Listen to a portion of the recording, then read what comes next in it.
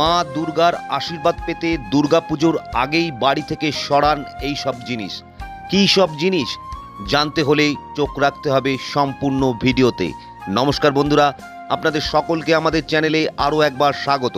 বন্ধুরা, আমাদের ভিডিওগুলি যদি আপনাদের ভালো লাগে অবশ্যই লাইক, কমেন্ট, শেয়ার ও সাবস্ক্রাইব করে আমাদের সঙ্গে থাকবেন। ইতিমধ্যে যারা চ্যানেলটি সাবস্ক্রাইব করেছেন তাদের সকলকে অসংখ্য ধন্যবাদ ও প্রণাম জানিয়ে শুরু করছি আজকের ভিডিও। সঙ্গে থাকুন, দেখতে থাকুন।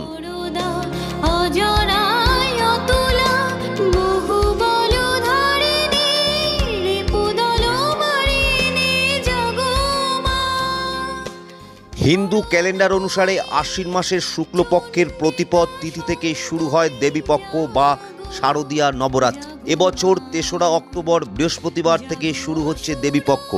তারপর ৯ অক্টোবর মহাষষ্ঠীতে দেবীর বোধনের মধ্যে দিয়ে শুরু হচ্ছে দুর্গাপুজো ২০২৪। অবাঙালিরা ৯ দিন ধরে মা দুর্গার ৯ রূপের পুজো করে থাকেন। মনে করা হয় এই সময় মর্তে আগমন ঘটে মা দুর্গার।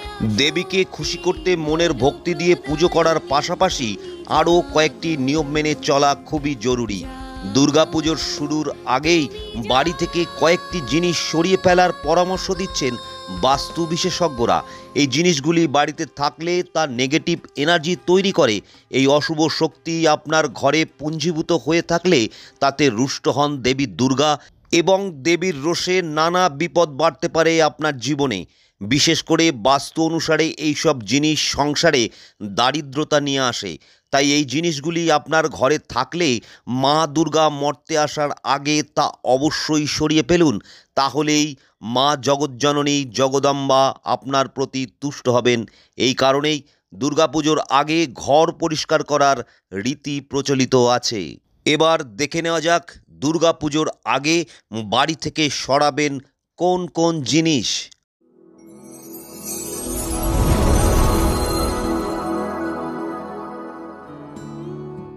ভাঙা মূর্তি। ধর্মীয় বিশ্বাস অনুসারে কোনো দেবতার ভাঙা মূর্তি বাড়িতে রাখা খুবই অশুভ বলে মনে করা হয়। তাই কোনো মূর্তি ভেঙে গেলে তার সঙ্গে সঙ্গে বাড়ি থেকে সরিয়ে ফেলুন। আপনার ঘরেও কোনো ভাঙা মূর্তি থাকলে দুর্গাপুজোর আগেই তা জলে ভাসিয়ে দিন। তবে যেখানে সেখানে ঠাকুরের মূর্তি ভুল করেও ফেলবেন না। এইসব মূর্তি আপনি জলে ভাসিয়ে দিতে পারেন। পুরানো চটি বা জুতো। যে জুতো বা চটি আপনি আর ব্যবহার করেন না সেগুলি বাড়িতে অযথা জমিয়ে রাখবেন না। এর থেকে নেগেটিভ এনার্জি সৃষ্টি হয়।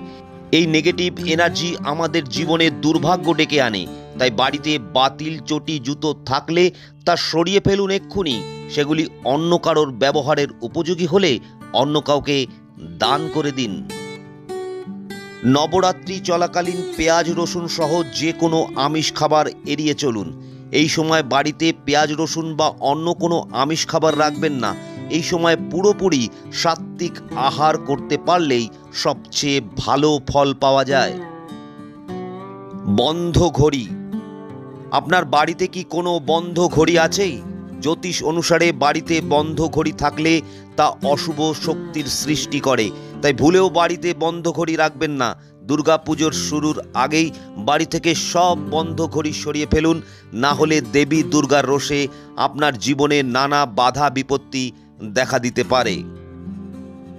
বন্ধুরা, ভিডিওটি যদি উপকারী বলে মনে হয় তাহলে অবশ্যই একটা লাইক করবেন। আমাদের চ্যানেলটি এখনও যারা সাবস্ক্রাইব করেননি তাদের সকলের কাছে অনুরোধ রইল দয়া করে চ্যানেলটি সাবস্ক্রাইব করে আমাদের সঙ্গে থাকবেন।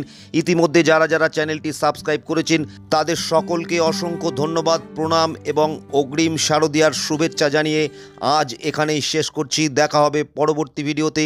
ততক্ষণ সুস্থ থাকুন, সঙ্গে থাকুন। নমস্কার।